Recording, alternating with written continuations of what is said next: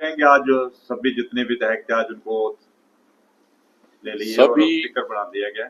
सभी विधायकों को मैं आज उन्होंने ओथ ली है, बहुत बहुत शुभकामनाएं, बधाई हो।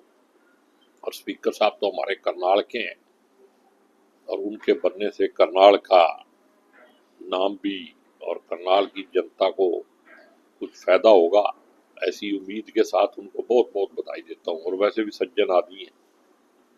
सर लगातार आप सवाल खड़े कर रहे हैं जब से चुनाव के बाद रिजल्ट आए हैं कि कांग्रेस में कई तरह की दिक्कतें थी जिस वजह से हम हारे।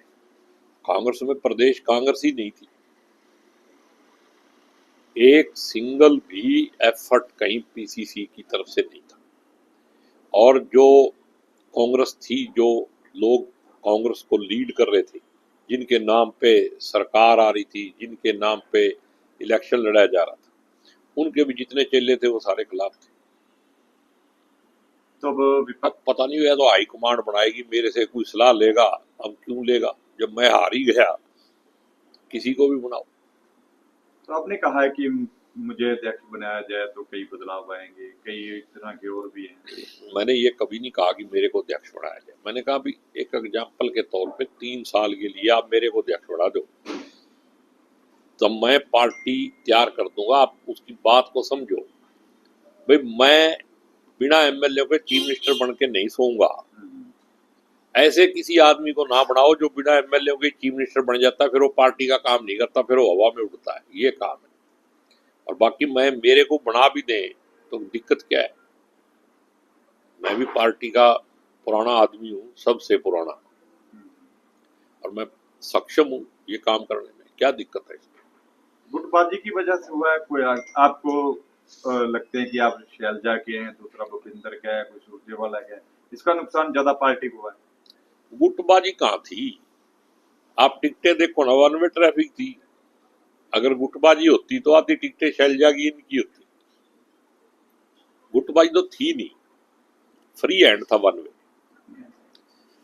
और बहुत सारे लोग कहते हैं भाई शैलजा की वजह से भी नुकसान होया है। जो लोग ये कह रहे हैं उनको अपने लीडरों से पूछना चाहिए। वो तो कहते थे शैलजा के पल्ले ही कुछ नहीं, तो फिर नुकसान कैसे हो गया?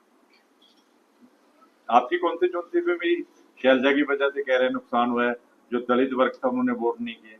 देखो, मेरे को दलित वर्ग ने तो बीएसपी को ज्यादा वोट दिया है चमारों में, ठीक है ना। लेकिन मेरे को भी बहुत सारे वोट मिले, ऐसी बात नहीं है। वोट 52,500 कहाँ से आया? 36 बरादरी ने वोट दिया। मैं किसी को नहीं करता, कमती बत्ती हो सकती। करनाल हारना, देखो, मेरे को इंद्री का तो पता नहीं, लेकिन मेरे को ये आज भी हमारे लोग जो है इस बात को मानने के लिए तैयार नहीं है भी हम हार गए। वो कहते हैं जी कुछ ना कुछ गड़बड़ है। मैं तो देखो इसकी कंप्लेंट भी की है इलेक्शन कमीशन में, लेकिन सबसे बड़ी बात यह है कि आज इतने दिन होने के बाद आज वोट भी होगी एमएलए की, लेकिन अफसोस मनाने वाले ज्यादा हैं, जीत की खुशी मनाने वाले कम है। और आपने एक देखा होगा, कल एक वीडियो डाली उपलाना गांव, जो एमएलए साहब का गांव है, उन्हीं का खास आदमी है, सरपंच प्रतिनिधि है। वो कहता है कि अच्छा हो गया हम जीत गए, अगर ये ठरी वाला जीत जाता तो खालिस्तान हो जाता। इस मानसिकता, बटोगे कटोगे, इस मानसिकता का इस देश के अंदर प्रचलन अगर बढ़ेगा तो आने वाले टाइम में भाईचारे को, समाज को और देश को, सबको खतरा है। ईवीएम पे सवाल खड़े करें लेकिन अब कहीं दिखाई भी नहीं दे रहे। अब उनका तो मेरे को पता नहीं है। देखो वो क्या कर रहे हैं क्या नहीं कर रहे, मैं उसका जवाब कैसे दे सकता हूँ? मैं तो जिस दिन हारा उससे अगले दिन ही वर्करों को बुला के सबका धन्यवाद किया। हार जीत तो बनी हुई है, हम हारे हैं, कोई मतलब ऐसे थोड़ी है कि भाग्य कहीं। कांग्रेस को फिर से मजबूत करेंगे, हमारी जिम्मेदारी है पार्टी को मजबूत करना। तो ऐसे ऐसे लोग भी अभी घूम रहे हैं जिन्होंने इसी इलेक्शन में हमारे खिलाफ काम किया, वो भी सोच रहे हैं भी हम कांग्रेस में फिर आगे काम करेंगे। लोगों को उनसे भी चौकस रहना चाहिए। इसके साथ आपकी एक वीडियो वायरल हो रही है, उसका काफी नुकसान है। अब भी सीएम साहब है, नैब सैनी है, उन्होंने कल उसको बार बार वही वायरल हो रही है। देखो उनकी तो मानसिकता है ये, ये वायरल क्यों नहीं करते, बटोगे और पटोगे। हाँ, और मेरे बारे में मेरे को सैनी से कोई सर्टिफिकेट की जरूरत नहीं है, वो मुख्यमंत्री है और मेरे को अपने बारे में पूरा विश्वास है और जनता से भी भरोसा है, मेरे बारे में सब जानते हैं, ठीक है ना। लेकिन जो चोर होता है सभी को चोर ही नजर आते हैं। मैं भी जानता हूँ कि कहाँ कहाँ माइनिंग का काम चलता है, कहाँ कहाँ कॉलोनियाँ कटती हैं, सारा मेरे को पता है, लेकिन मैं इस गंदगी में पड़ना नहीं चाहता। तो आप क्या कहना चाह रहे हैं, कॉलोनियां कटती है, माइनिंग होती है, उसमें पीछे कौन है? कौन है आपको पता है? जो बोल रहा है, जो हमारे खिलाफ बोल रहा है वही होगा। इंक्वायरी करा लेना सर, चीफ मिनिस्टर है वो, मेरी भी करा ले और अपनी भी करा ले, जुडिशियल इंक्वायरी होनी चाहिए।